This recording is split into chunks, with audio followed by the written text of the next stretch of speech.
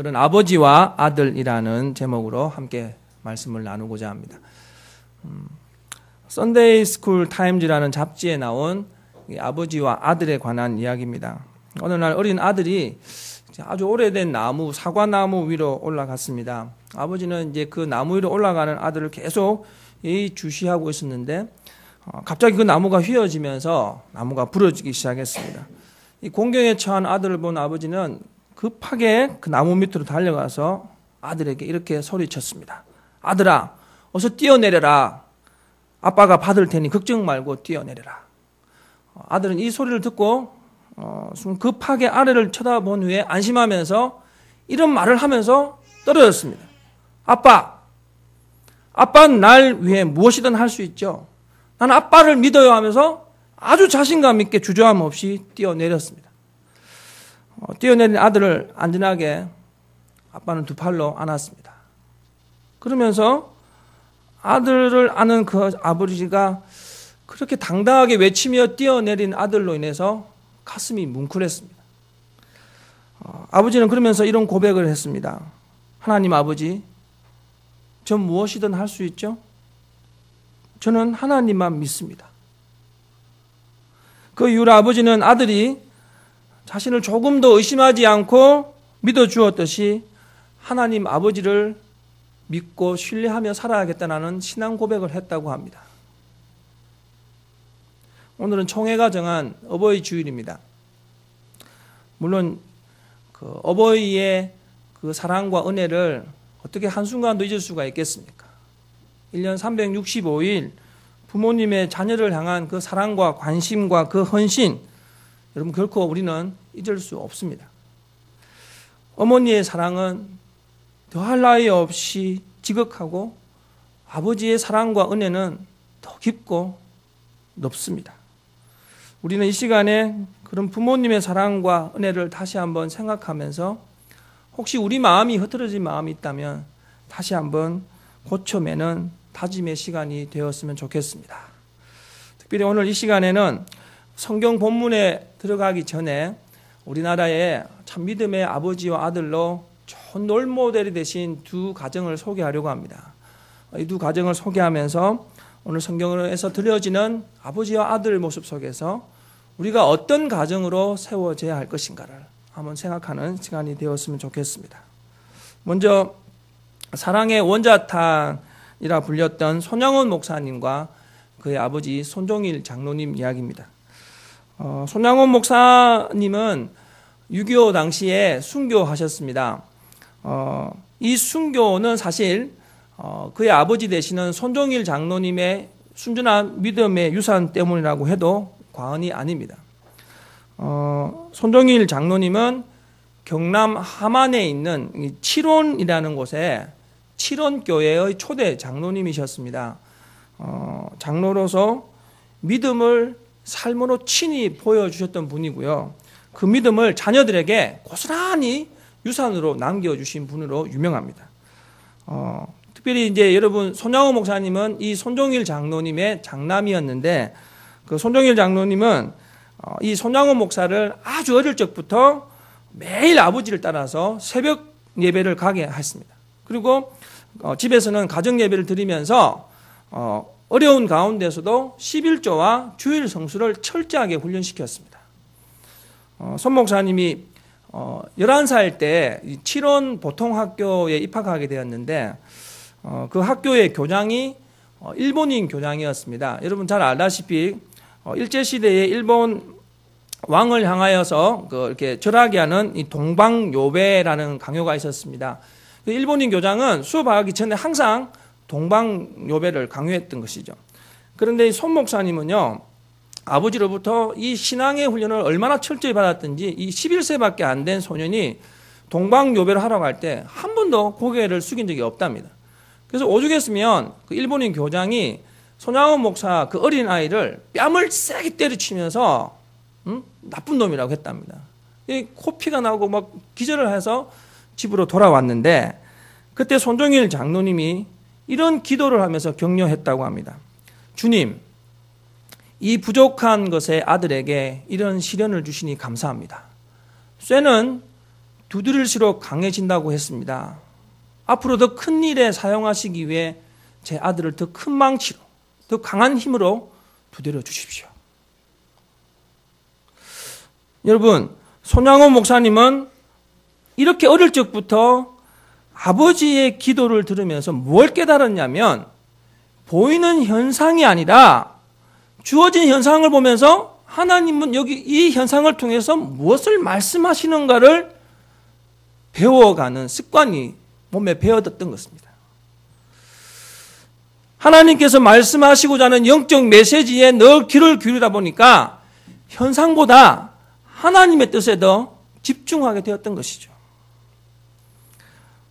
손양원 목사님이 학교에서 이렇게 동방요배로 인하여서 하나님을 제대로 섬길 수 없다고 말하면서 학교를 가는 것을 포기했다고 합니다. 그런데 참 부전자전이죠. 아버지가 그랬답니다. 잘했다. 요즘 같은 부모님 뭐라 합니까? 이놈아, 학교는 가야지 할 텐데 잘했다. 하나님 섬기는 것이 우선이라고 했답니다.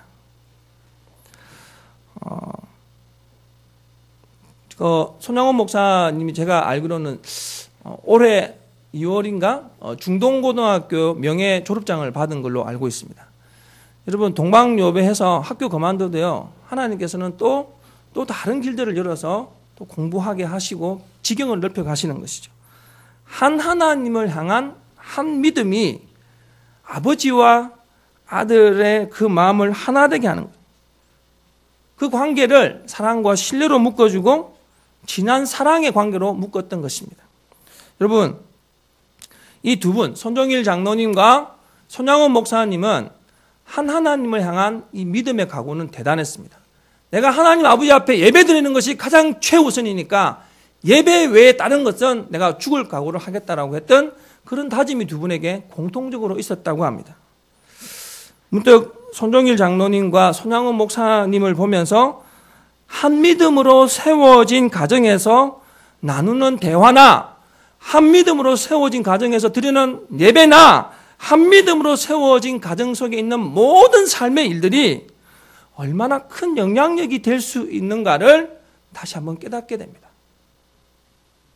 그리고 손정일 장로님께서 남긴 이 믿음의 유산은요, 세 아들을 두셨는데 세 아들이 다 하나님의 종으로서 한국교회에 큰 디딤돌이 되셨습니다. 특별히 장남인 손양원 목사님은 여러분이 잘 아시다시피 나병 환자들과 함께 했고요. 아들을 죽였던 원수를 사랑으로 용서하셨던 분이십니다. 심지어 여러분 6.25 때 인민군에게 복음을 전하다가 총구로 머리를 어겨지을 정도로 맞았답니다. 마지막까지 복음을 전하시다가 순교하셨습니다. 한국교회가 이런 아름다운 교회로 세워진 건 지금 크고 화려한 교회들의 모습이 아니에요. 보이지 않고 이름도 없이 빛도 없이 하나님 나라를 위해서 자기의 목숨까지 바쳤던 이런 아름다운 신앙의 유산을 남긴 그런 믿음의 아버지들이 계셨기 때문에 이런 아름다운 교회를 세워가게 된 것입니다. 여러분, 이것이 얼마나 큰 유산이고 힘인지 다시 한번 손정일 장로님과 손양원 목사님께 고개를 숙이게 됩니다. 두 번째 소개해드릴 분은 김관주 목사님과 그의 아들 김명혁 목사님입니다. 김명혁 목사님은 여러분 우리 교회 주변입니다. 도곡 이동을 가시면 그게 강변교회라는 곳에서 시무하셨고요. 이제 은퇴를 하셔서 교회 사가로 지금 왕성하게 아직도 활동을 하십니다. 김관주 목사님은요, 그 일제 치하에도 감옥살이를 했고요. 이 공산 치하에서도 감옥살이를 하시다가 순교하신 분이십니다. 그 김명혁 목사가 아주 어릴 때 아버지와 그렇게 큰 그 대화를 많이 하지 못했답니다. 그런데 항상 아버지를 회상하면 우리 아버지는 늘 말씀 준비하고 늘 신방에 바빴고 또 무엇보다 이제 옥살이를 오래 하셨다 보니까 아버지를 생각하면 많은 그 감옥살이를 생각하게 된답니다. 그런데 이 김명혁 목사님이 그 6, 7세 때 아버지와 나눈 대화가 그 인생의 전환점이었다고 하면서 이런 얘기를 합니다. 자신이 6, 7세쯤 됐는데 아버지와 함께 신의주 제2교회 뜰을 걸으면서 아버지와 대화를 나누었답니다. 아버지가 그랬답니다. 야, 명혁아, 너 교회에서 어떻게 그래 노래도 잘하고 연설도 잘하냐? 야, 내가 너 같은 아들을 둔 게 너무너무 자랑스럽다. 아버지와 대화가 별로 없었는데 이 한마디를 듣는 순간에 그 크게 보이고 멀리 보였던 아버지가 얼마나 나에게 관심을 가져줬는가, 그게 힘이 되어서 정말 더 열심히 신앙생활을 했답니다. 그 아버지 칭찬에 힘입어서 아버지 믿음 따르려고 열심히 믿음 생활하고요. 이 김명혁 목사님도 신사참배를 거절한 것이죠. 신사참배 거절을 하다가 정말 선생님들한테 정말 그 손양원 목사님처럼 뺨도 맞고 그리고 학교에서 성화까지 당했답니다. 김명혁 목사님이 아버지 김관주 목사님과 마지막 나눈 대화가 1948년 7월 평양시외에 있는 이 사동 탄광 감옥 안에서였다고 하는데요. 그 당시 김명혁 목사님이 아버지를 찾아가서 이런 말을 했답니다. 아버지, 나 서울로 가고 싶어요. 했답니다. 그때 이제 이 김관주 목사님이 아들에게 정말 마지막 유언과 같은 말이죠. 마지막 대화의 마지막 말입니다. 너를 떠나보내는 것이 너무 아쉽지만 너만이라도 신앙의 자유를 누리고 하나님을 섬기며 살 수 있다면 얼마나 좋겠느냐. 아브라함이 하나님이 너와 함께 하실 것이다. 나는 이곳에서 순교의 제물이 될지도 모르지만 너는 내가 다하지 못한 하나님의 일을 마음껏 하여라. 아들아, 잘 가거라. 짧은 말이었지만 김영혁 목사님이 6.25 전에 서울로 내려와서 이 아버지의 이 유언과 같은 말을 한순간도 잊은 적이 없다고 합니다. 김영혁 목사가 서울로 내려와서 아버지 김관주 목사님의 이 유언을 마음에 간직하면서 정말 멋지게 목회하면서 우리 한국교회에 정말 또 다른 거목으로 성장하지 않았습니까? 아버지와 아들, 김관주 목사님과 김명혁 목사라고 하는 이 관계 속에서 나눈 대화는 믿음의 대화였습니다. 하나님을 바로 섬기기 위한 제사 드림의 대화였어요. 훗날 김관주 목사님은 이 순교자 반열에 오르셨고요. 김명혁 목사는 지금도 우리 한국교회와 하나님 나라를 위해서 귀하게 쓰임받고 있습니다. 여러분, 믿음으로 하나된 아버지와 아들을 보면서 믿음이라는 끈이 얼마나 귀하고 아름다운 영향력이 될 수 있는가를 우리는 믿음의 선배들을 통해서 발견하게 됩니다. 여러분, 그런데 성경에 이런 아버지와 아들의 아름다운 모습이 나옵니다. 그것이 오늘 우리가 함께 읽은 아브라함과 이삭입니다. 오늘 본문에 나오는 아버지 아브라함과 아들 이삭의 대화는 요즘 우리가 너무 자주 대화하는 어떻게 하면 공부를 잘할 수 있을까? 어떻게 하면 돈을 많이 벌 수 있을까가 아닙니다. 그렇다고 해서 어떻게 하면 성공해서 세상에서 떵떵거리며 누릴 수 있을까도 아니었습니다. 아버지 아브라함과 아들 이삭의 대화는 오직 어떻게 하면 하나님 앞에 예배를 잘 드릴 수 있을까가 그들의 대화였다는 것이죠. 아침 일찍 모리아 산으로 아버지 아브라함과 아들 이삭은 올랐습니다. 아들이 아버지에게 묻습니다. 7절에 아버지, 하나님께 번제로 드릴 어린 양은 어디 있습니까? 아브라함의 아들 이삭은요, 아버지가 어떤 분인가를 잘 알고 있었어요. 성경에 보면 아브라함은 가는 곳마다 가장 먼저 제사를 드렸다라고 말합니다. 이 아들은 아버지가 하는 행위를 그대로 보고 있었어요. 모리아 산을 오를 때도 분명히 우리 아버지는 가장 먼저 하나님 앞에 예배 드릴 거야, 제단을 쌓을 거야라는 것을 알고 있었어요. 그런데 지금 예배 드릴 재물이 없었던 것이죠. 그래서 아들이 묻습니다. 아버지, 하나님 앞에 드릴 재물은 어디 있습니까? 여러분, 이 얘기를 들은 아버지가 말합니다. 8절입니다. 아들아, 번제할 어린 양은 하나님이 자기를 위하여 친히 준비할 것이다. 이 이후에 또 다른 대화가 이어지지 않습니다. 이 말은 아들 이삭이 아버지의 말을 그대로 믿었다라는 것입니다.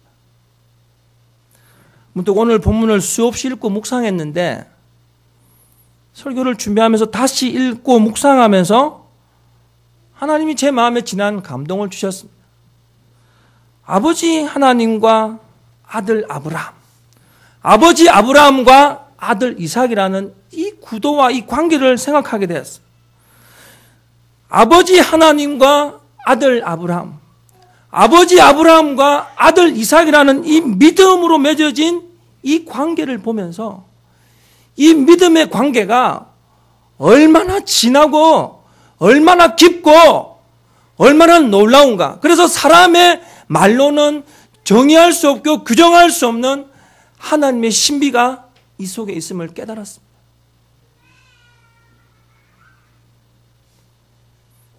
여러분, 아버지와 아들이라는 이 관계는 세상의 그 어떤 것으로도 정의할 수 없습니다. 아버지와 아들이라는 관계는 세상에서는 찾아볼 수 없는 신뢰와 존경이 숨겨져 있는 거예요. 아버지와 아들이라는 관계는 세상에서 찾아볼 수 없는 진한 사랑의 관계가 그 속에 숨겨져 있다는 것입니다. 여러분, 22장 오늘 우리가 읽었던 말씀, 아버지 아브라함과 아들 이삭이라는 이 믿음으로 엮어진 관계 속에 하나님께서 오묘한 하나님의 사랑, 하나님을 신뢰하는 모습, 순종하는 모습 속에서 주시는 하나님의 은혜가 무엇인가를 우리에게 보여주고 있습니다. 결국 아브라함은 믿음의 조상이 되었고 이삭은 순종의 조상이 되었습니다. 저는 오늘 이 세 아버지와 아들 이야기를 생각하면서 비단 아버지와 아들이라는 관계만의 이야기일까를 생각해 보았습니다. 아버지와 딸의 관계일 수도 있고, 어머니와 아들의 관계일 수도 있고, 어머니와 딸의 관계일 수도 있습니다. 더 나아가서 교회 공동체에서 영적인 아버지와 영적 자녀로서의 관계일 수도 있어요. 중요한 것은 그 아버지와 아들의 관계 속에 숨겨져 있는 이 믿음이라는 씨앗, 이 믿음이라는 씨앗이 얼마나 큰 영향력인가를 오늘 말씀은 우리에게 보여주고 있다는 것입니다. 여러분, 아버지와 아들의 관계에서 나눈 이 만남과 대화는 두 사람의 운명을 좌우할 정도로 중요한 것입니다. 아버지와 딸, 어머니와 아들, 딸과 어머니의 관계 속에 숨겨져 있는 믿음의 씨앗은 우리 인생을 새롭게 할 만한, 우리 인생을 좌우할 만한 놀라운 힘이 숨겨져 있다는 것입니다. 그 관계가 믿음과 신뢰의 관계를 만들고요, 헌신과 제사의 관계를 만들고요, 존경과 사랑의 관계로 만들고 나아가는 것입니다. 더불어 하나님께서 세우신 교회 공동체의 영적인 아비와 자녀들을 통하여서도 이 믿음의 씨앗이 자라서 하나님의 놀라운 역사가 우리에게 더해지는 것입니다. 세월호 사건과 한국 사회 속에 전개되어지는 이 가정의 위기를 보면서 우리는 고민해야 합니다. 이 가정의 위기가 어디에서부터 시작되었는가? 그렇다면 이 위기를 극복할 수 있는 대안이 무엇인가? 바로 교회에서부터 해결 방안을 찾아 나가야 하는 것입니다. 어떻게 해야겠습니까, 여러분? 하나님께서 세워주신 아버지와 아들의 관계, 그 관계가 믿음의 씨앗을 심는 관계로 바뀌어져야 한다는 것입니다. 여러분, 이런 위기에 직면해 있는 이 시대에 아버지와 아들의 관계의 영향력이 우리 교회에서부터 시작되었으면 좋겠습니다. 이런 만남의 관계가 위기를 기회로 만드는 지름길이 될 것입니다. 사랑하는 성도 여러분, 여러분이 친히 믿음의 아비들이 되어 주십시오. 여러분이 친히 믿음의 자녀들이 되어 주십시오. 그런 믿음의 만남이 우리 남은 인생을 풍요롭게 할 줄로 믿습니다. 아버지와 아들, 여러분 오늘 제가 아버지와 아들이라고 하지만 이 아버지와 아들, 아버지와 딸, 어머니와 아들, 어머니와 딸, 이 관계가 믿음으로 세워질 때 하나님의 선한 영향력이 될 줄로 믿습니다. 이런 귀한 가정을 만드시고 이런 영향력을 통해서 우리 하늘생교회가 정말 지경을 넓혀가는 그런 복된 교회가 되길 주님의 이름으로 축원드립니다.